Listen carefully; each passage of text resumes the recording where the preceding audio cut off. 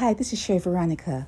Pedro Alfonso Burgess was a problem child from the time he was in primary school. Had the teachers done their jobs properly, he would have received special counseling. They're not there to teach. They're not there to protect. They're not there to recognize and try to help and try to stem things from, maturing and becoming, bad. They're not there for that. They're there to miseducate you. Let's get that out of the way. Pedro Alfonso Burgess is a thief. He is a rapist. Okay? He is a thief. He is a rapist. He is a pedophile. This is a convict. Pedro Alfonso Burgess is a convict. Okay? And the thing about it is, he has been doing it from the time he was young. At some point of time, women are going to have to come to terms with the fact that they're doing things blind. They are just walking through this earth blind. Because if they were to ever wake up and realize what they're birthing into the world, they're birthing into the world a species that becomes bigger, stronger, and wants to control. That's what you're doing.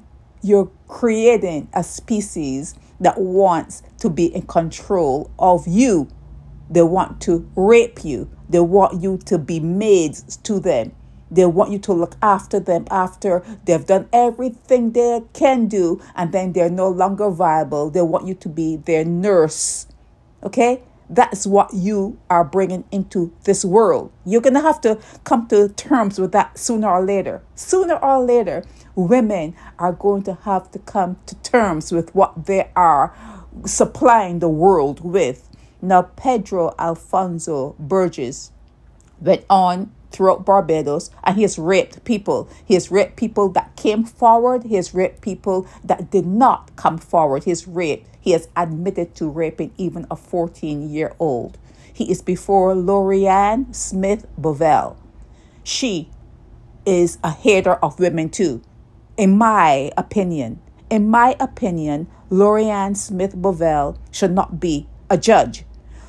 Pedro Alfonso Burgess standing before Bovell, he's not going to get much of any time behind Hotel St. Philip.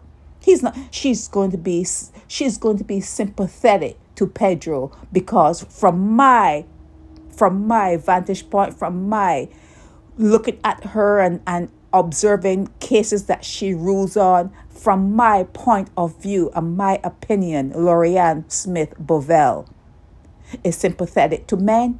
She doesn't like women, and Pedro Burgess is not going to spend much more time at Dodds.